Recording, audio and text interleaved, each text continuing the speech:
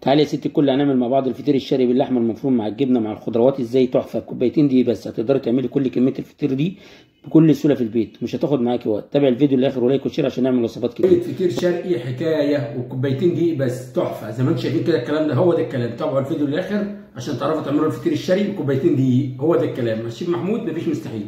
بسم الله.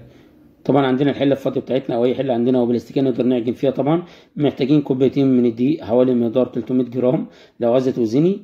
الكوب المعياري اللي موجود في كل بيت، وهننزل برشه ملح صغيره حوالي 4 جرام ل 3 جرام ملح، ورشه سكر صغيره اللي هو نص معلقه كبيره من السكر، وكوب الا ربع من الماء. وهنقلب المكونات الجافه دي اللي مع بعض، وننزل بكوب الا ربع من الماء. هي هتاخد معايا كوب من الماء بس هننزل بكوب الا ربع، ويحتاج سنه ميه تاخد معايا سنه ميه. هي دي كده العجينه يا جماعه. هنعجنها كويس ميكسيمم معانا هتاخد 5 دقايق عجين، ونقعد نخدم فيها كده يا جماعه. طبعا وبعد ما نعجنها هنسيبها ترتاح لمده ربع ساعه معانا. طبعا وبعد ما ارتاحت ربع ساعه كده العجينه هنبدا بقى ايه نخدمها كده ونرولها روله كده معانا، ونبدا نقطعها اجزاء عشان نبدا نكورها.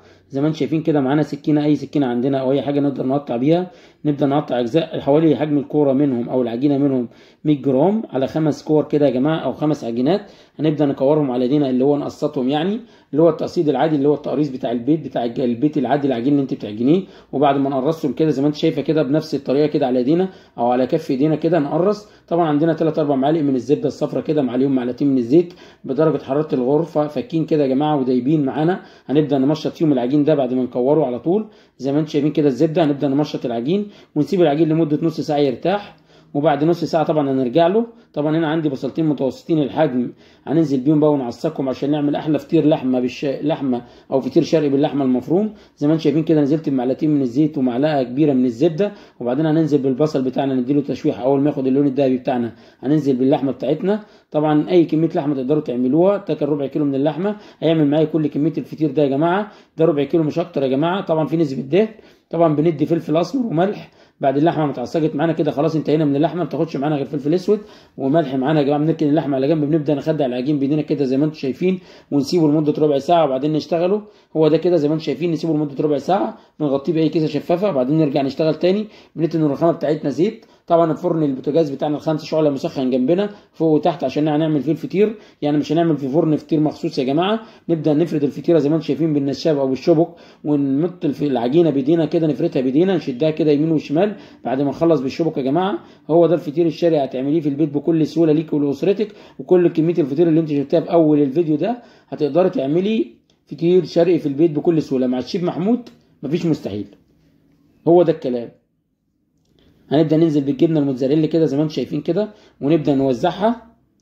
طبعا عندنا جبنه موتزاريلا دولت 50 جرام ل 60 جرام من الجبنه الموتزاريلا. معانا الطماطم والفلفل والزيتون بتاعنا. طبعا دي الحباش بتاع الفطيره يا جماعه. ننزل طبعا باللحمه المفروم بتاعتنا وتقدر تعمله بالصدق او بالبسطرمه او بالتشيكن دجاج تشوحها كده يا جماعه. هو ده الكلام.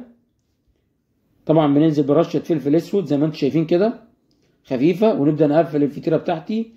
واحده يمين من الجنب واحده شمال من الجنب التاني عليها. وبرده نفس القصه من الامام ايوه هنا ومن الجنب اللي قدامي على طول.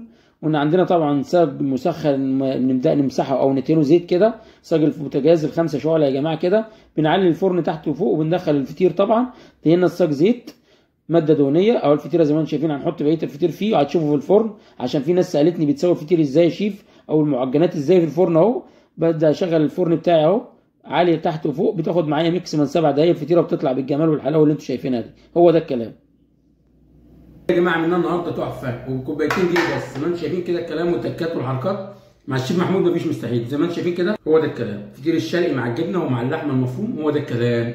بكل سهوله في البيت مع الشيف محمود مفيش مستحيل. تابعوا الفيديو للاخر ولايك وشير عشان نعمل وصفات كتير. بحبكم في الله.